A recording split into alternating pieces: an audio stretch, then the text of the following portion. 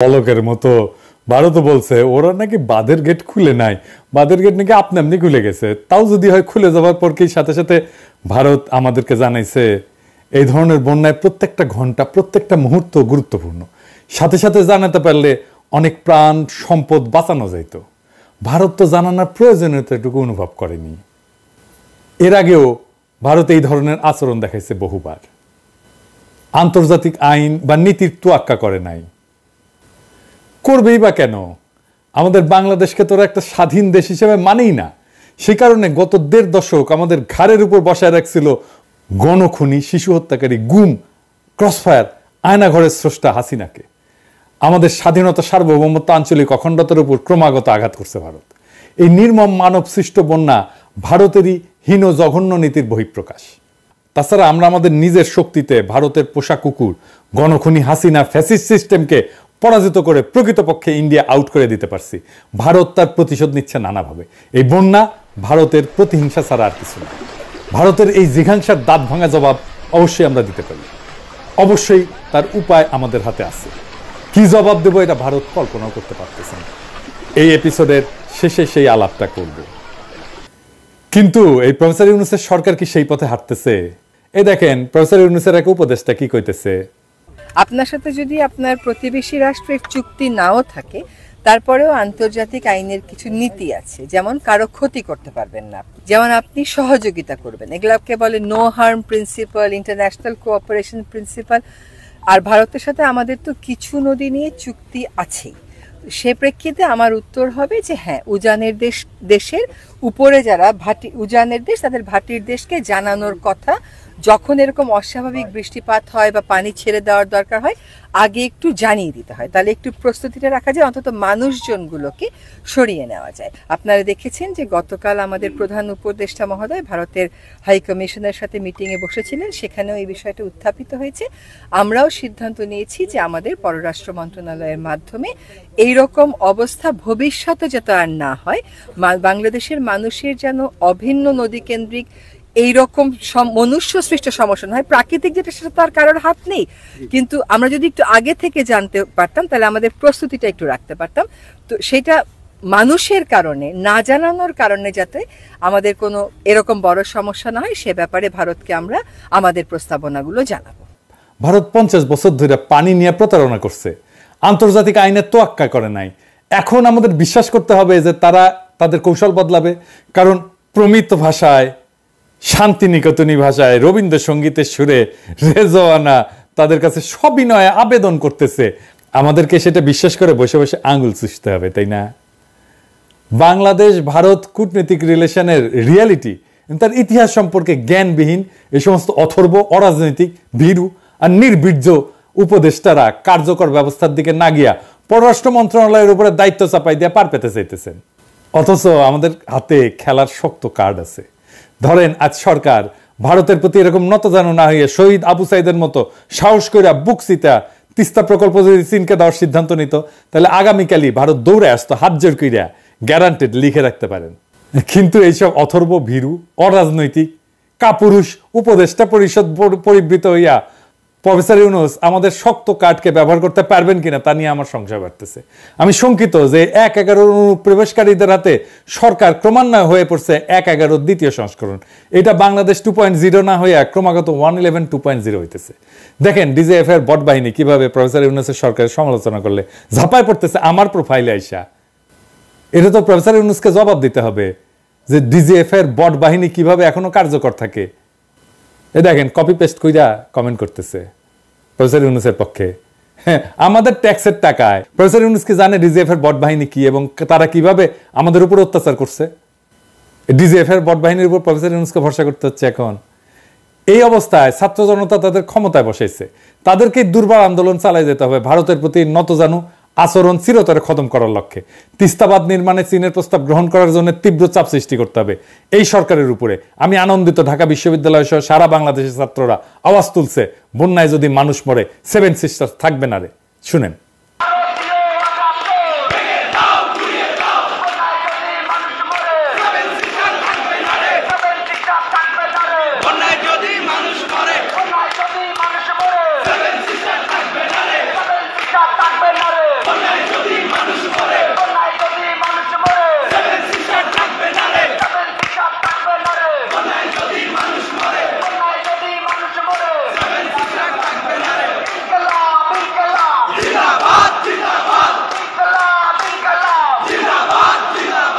আমরা এই স্লোগানের তাৎপর্য ব্যাখ্যা করব এই এপিসোডের শেষের দিকে। আর এই উপদেষ্টারা যারা এই ছাত্রদের রক্ত মারায় ক্ষমতা উপভোগ করতে আসছে, তারা মিন করে কথা বলে। আমি বলতেছি না যে এটা বিপ্লবী সরকার হয় নাই। বিপ্লব বানান করতে পারবে কি দেখেন, পারবে জিজ্ঞেস করেন।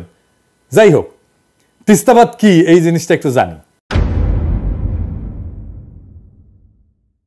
এইটা প্রকৃতপক্ষে একটা রিজার্ভার বা জলাধার। এতে বর্ষা মৌসুমে পানি সংগৃহীত হবে এবং সারা বছর ধরে সেই পানি তিস্তা নদীর নিম্নভাগে প্রবাহিত করা হবে আস্তে আস্তে। এই পানি ব্যবস্থাপনা শুকনো মৌসুমে পানি প্রাপ্তি এবং নদীর নাব্যতা নিশ্চিত করবে।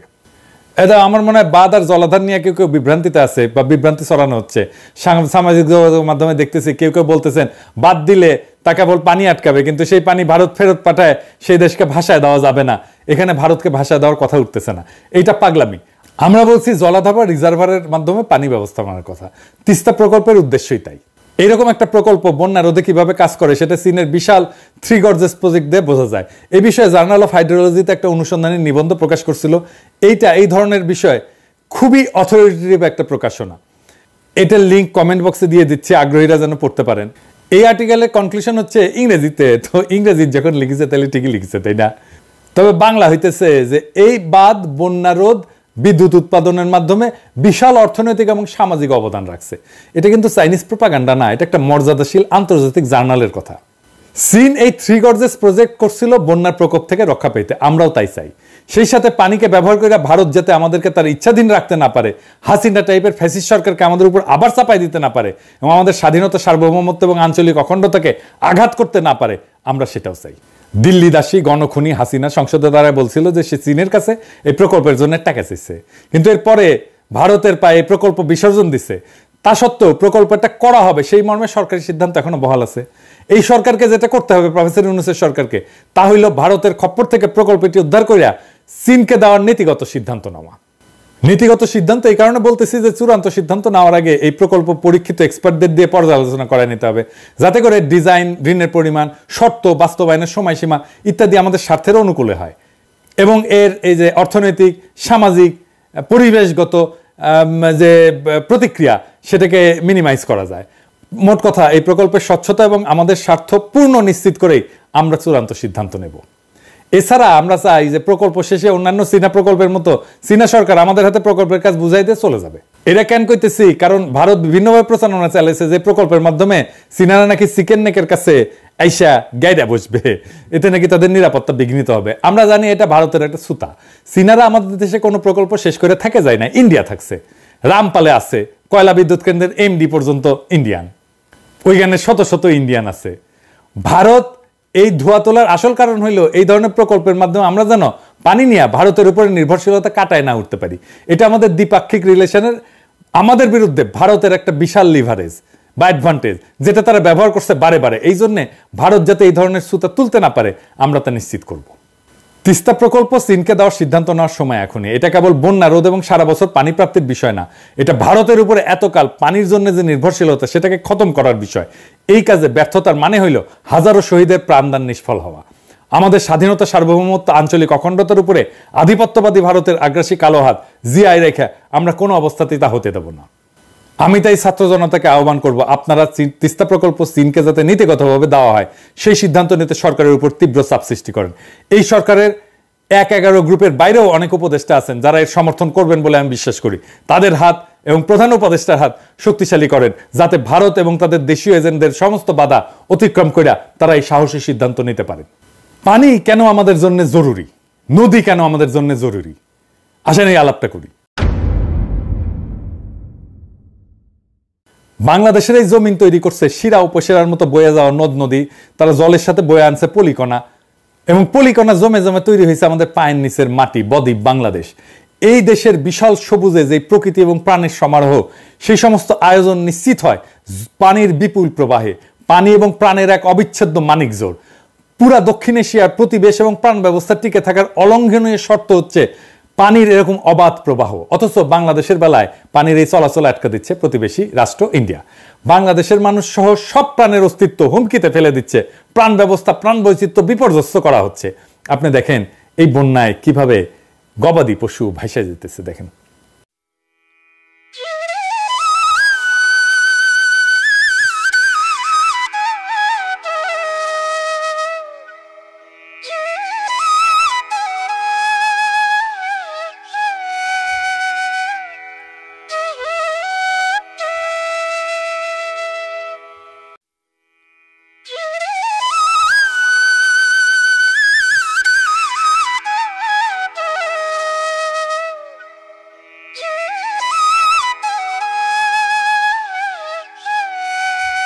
ভিটেমাটি জীবন জীবিকা হারানোর কষ্ট এবং ক্রোধ বুকের মধ্যে নিয়ে নিরুপায় মানুষেরা ছড়ায় পড়ছে তারা এখানে সেখানে।